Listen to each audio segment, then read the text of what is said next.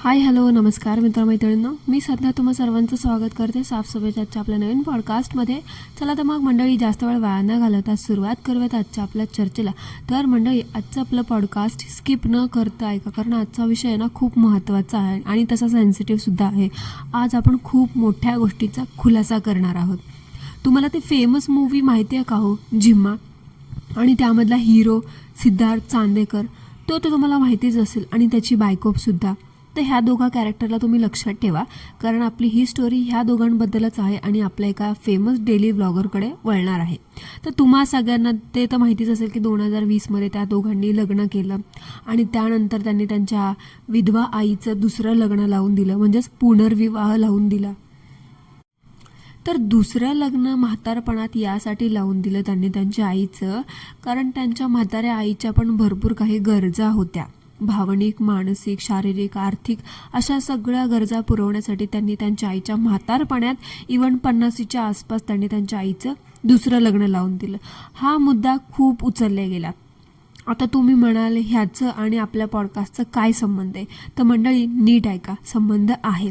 आता काय, तो मोठा सेलिब्रिटी आहे ना, तर त्याचं काय, त्याने भरपूर सिरियल केल्यात, मूव्हीज केल्यात, परत त्याची बायको पण Hindi Marathi cinema, web series, short films भरपूर काही करून बसली आहे.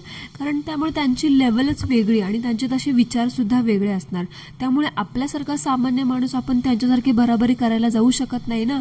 पण आपल्या सगळ्यांमध्ये एक असणारे डेली व्लॉगर, ती पण आता ना ह्या हिरो हिरोईनचं बघून ह्यांचं जे आयुष्य आहे, ह्यांचं जी ग्लॅमर आहे, ह्यांचं जे झगमगाट आहे, ते बघून आहे ना ते सगळं कॉपी करायला बघते. म्हणजेच एकंदरीत त्यांच्यापासून, त्यांच्या विचारापासून इन्स्पायर होते आणि ती सुद्धा तिच्या विधवा आईचं दुसरं लग्न लावून द्यायला निघालेली आहे. तर आता ह्याच्यावरून कळलं असेल की तुम्हाला मी कोणाबद्दल बोलते. तर मी बोलते आपल्या धुनी भांडी संघटनेची अध्यक्ष हिच्याबद्दल. कारण धुनी भांडी संघटनेची करता धरता टोक मेन सूत्र हलवणारी सगळी राणी तीच आहे. आपली प्रमोशन क्वीन हो, ती सध्यानं तिचं गटार ओलांडून पुढे जाण्याचा प्रयत्न करते, पण इथेच ती माती खाते. कारण आपण ज्या हिरो हिरोईनला कॉपी करतोय किंवा आपण ज्यांचे विचार कॉपी करतोय ते आपल्यापासून खूप वेगळे आहेत. त्यांचं ऑडियन्स, आपल्याला बघणारं ऑडियन्स, ह्याच्यामध्ये जमीन आसमानाचा फरक आहे, हे ते विसरूनच जाते. आणि आता त्या दोघा हिरो हिरोईनने आपल्या आईचं लग्न, दुसरं लग्न, त्यांचं म्हणजे त्यांच्या आईचा नवरा म्हणजे हिरोचा बाप 20 वर्ष अगोदर गेला होता तो, म्हणजे त्यांनी त्याच्या आईचं लग्न 20 वर्षांनंतर लावून दिलं. त्या हिरोच्या वडिलांना जाऊन जवळजवळ 20-22 वर्ष झाली होते.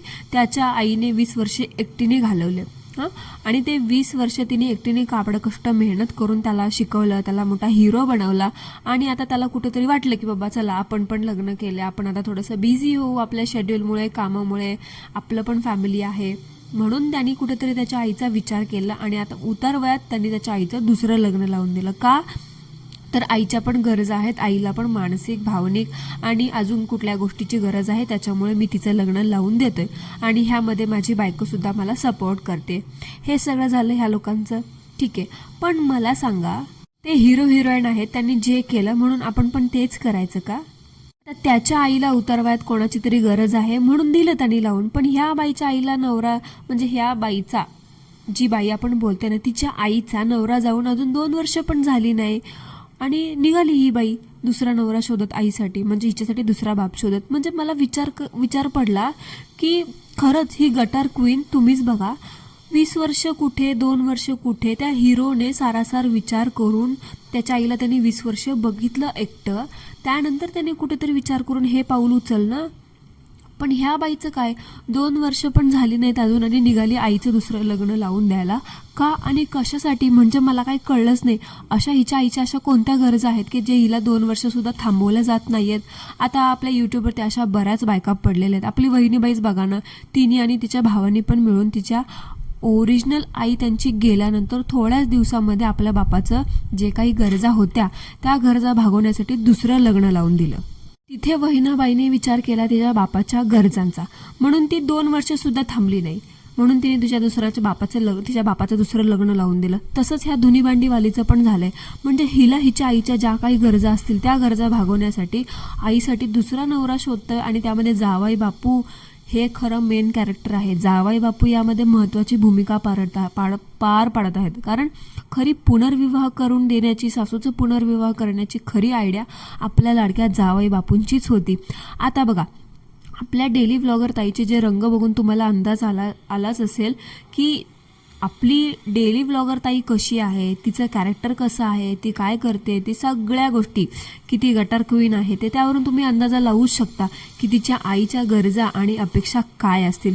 त्यामुळेच वर्षभराच्या आतमध्येच आपल्या विधवा आईचं पुनर्विवाह करून देण्याची ही बाई घाई करते. म्हणजे ही बाई एवढी कर्तृत्ववान मुलगी आहे असं सांगते. मंडळी, तुम्ही म्हणाल की आता आईची गरज वगैरे असेल, उतारवयात भावनिक, मानसिक किंवा अजून कुठला भलताच काही सपोर्ट तिला पाहिजे असेल म्हणून दुसरं लग्न करते. तर मला सांगा, असं किती वय झाले हो तिच्या आईचं? 40च्या आतमध्येच असेल किंवा जास्तीत जास्त 45च्या आसपास असेल. अजून तर बघताना धडधाकट दिसते आणि नेहमी कौतुक करत असते की माझ्या मुली, स्वतःच्या मुली एवढ्या मोठ्या यूट्यूबर झाल्यात, लोकांना कसा गंडा लावतात, लोकांना कसा चुना लावतात, कशा प्रमोशन क्वीन आहेत. आणि शिवाय ह्यांना एक मुलगासुद्धा आहे, त्या मुलाचं सुद्धा अजून व्हायचं जायचं बाकी आहे. मग तुम्ही एवढा टेंबा मिरवता की तुमच्या मुली एवढ्या कर्तृत्ववान आहेत, समाजात एवढं त्यांनी खूप काही मोठं मिळवलंय, खूप काही अचीव्ह केलंय, त्यांची एक इमेज आहे, त्या फेमस आहे, त्यांना लोक इन्स्पिरेशन, आयडॉल मानतात. तुम्ही त्यांचं एवढं कौतुक करता. तर मुली आहेत ना मग तुम्हाला मानसिक, भावनिक, आर्थिक आणि महत्त्वाचा फायनान्शियली सपोर्ट करायला. मग मला कळतच नाही आत्ता तुमची काय गरज आहे उतारवयात दुसरं लग्न करायची. म्हणजे मी ना मजबूर झाली मंडळी हा विचार करायला. म्हणजे कोणती अशी गरज असेल ज्यासाठी ह्या बाईला तिच्या आईचं दुसरं लग्न करण्याची घाई झाली आणि आईसुद्धा तयार झाली दुसरं लग्न करायला. आता हे यूट्यूबवर पण आहे ना असेच आहेत. यूट्यूबवरती आपल्या आलेल्या डेली व्लॉगर ताई, त्या सगळ्यांचे पण असेच काहीतरी ना काहीतरी उद्योग आहेत. बघा ना, कुठली तरी एक डेली व्लॉगर तुम्हाला दिसते का की बाबा जिचं कांदे पोह्याचा कार्यक्रम करून एक छान असं अरेंज मॅरेज झालं आहे, बैठक बसली आहे, त्यांची सुपारीचा कार्यक्रम, असं कुठं कळतंय का तुम्हाला? नाही. कोणीतरी पळून आलेलं आहे, कोणाचं दुसरं लग्न झालेलं आहे, कोणाची 2-2 लग्न झालेली आहेत, कोणाचा तिसराच नवरा आहे, 4थीच बायको आहे. हे असंच आहे ह्या सगळ्यांचं. म्हणजे ह्या लोकांचं कसं माहिती आहे का, पहिले ह्यांनी शाळा वगैरे शिकायच्या वेळेमध्ये शाळा काही शिकले नाही, एकदम थर्ड क्लास लोक, बॅक बेंचर्स. आजकाल बॅक बेंचर्स पण खूप बिझनेसमॅन वगैरे झाले, त्यामुळे बॅक बेंचर्स मी म्हणूच शकत नाही.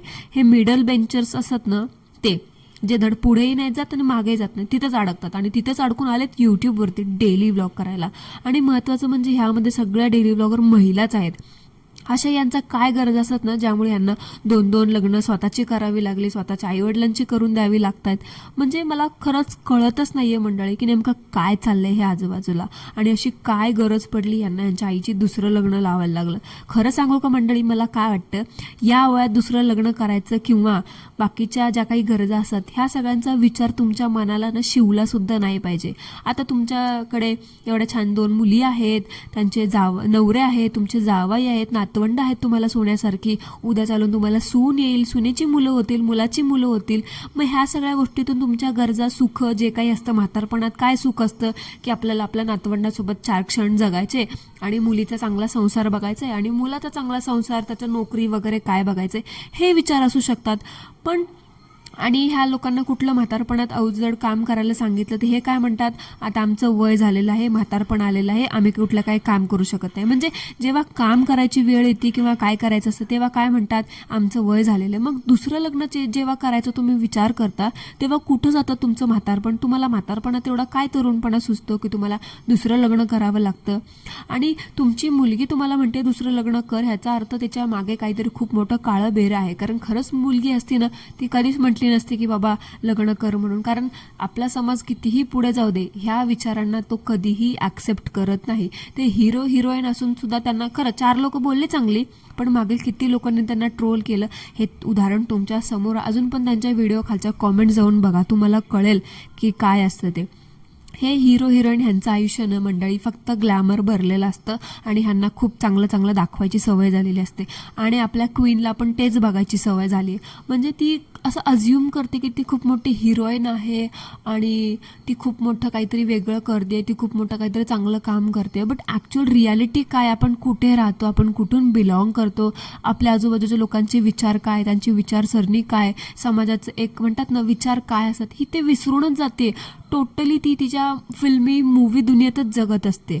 काही नाही ना मंडळी, हे सगळं फक्त यूट्यूबसाठी आणि कॉन्ट्रोवर्सी क्रिएट करण्यासाठी, व्ह्यूजसाठी चाललेला फक्त एक अट्टहास आणि ड्रामा आहे, बाकी काही नाही. कारण हे असं जगावेगळं काही तर समाजाला न पटण्यासारखं वागलं की लोक तुम्हाला ट्रोल करतात आणि तुम्हाला निदान शिव्या घालण्याच्या बहाण्याने का होईना तुम्हाला येतात, बघतात, तुमची बदनामी का असेना पण फेमस होतो ना. कारण पब्लिसिटी कसली पण असू दे, निगेटिव्ह असू दे किंवा पॉझिटिव्ह असू दे, पब्लिसिटी ती पब्लिसिटीच असते. लोक तुमच्या बाबतीत चर्चा तरी करतात आणि ह्याच बहाण्याने तुमच्या चॅनलची रीचसुद्धा वाढते आणि तुम्हाला व्ह्यूज येतात आणि बक्कळ पैसा येतो. वर्षभराची कमाई एका दिवसात होते आणि तीच कमाई करण्यासाठी ह्या क्वीनचं हे सगळं नाटक चालू आहे. मागच्या वेळी पण बघा कोर्टाचा ड्रामा केला होता, मी पोलीस कंप्लेंट केली, मी हे केलं, मी ते केलं. त्या दिवशी पण तो व्हिडिओ लाखाच्या पार गेला होता. महिन्याच्या शेवटच्या दिवसांमध्ये तिने हा मेलोड्रामा केला होता, जवळ 30 तारखेच्या आसपास, बरोबर नाही 30 नाही म्हणजे महिना शेवटच्या आसपास काहीतरी केलं होतं आणि लगेच पुढच्या महिन्याच्या 6 का 7 तारखेला जाऊन बिचारी मॅकबुक घेऊन आली. म्हणजे तो सगळा ड्रामा तिने कशासाठी केला होता? मॅकबुक घेण्यासाठी. म्हणजे हे सगळं असलंच असतं, फक्त अशी काहीतरी करायचं आणि त्याच्या हिशोबाने लोक आपल्याला बघतील, ट्रोल करतील, आपल्या व्ह्यूज वाढतील, फक्त एवढाच ह्या बाईचा विचार असतो. आणि ती त्यामध्ये अगदी एकदम एवढी सक्सेसफुल होती ना. आणि ह्यांचे भक्त तर काय बाबा काहीही बघतात. आता उद्या म्हणेल ना मी माझ्या नवऱ्याचं दुसरं लग्न लावून देते, की ते सुद्धा करायला तयार होतील आणि भक्तसुद्धा म्हणतील वा ताई खूप छान निर्णय आहे तुला, आम्ही पण असंच करू कारण तू आमची आयडॉल आहेस. ह्या लोकांना एवढी अक्कल नसते की आपण काय करतोय, काय बोलतोय, ह्याचं यांना काही भान नसतं. फक्त व्ह्यूजसाठी सगळं करायचं आणि आपलं घर भरायचं.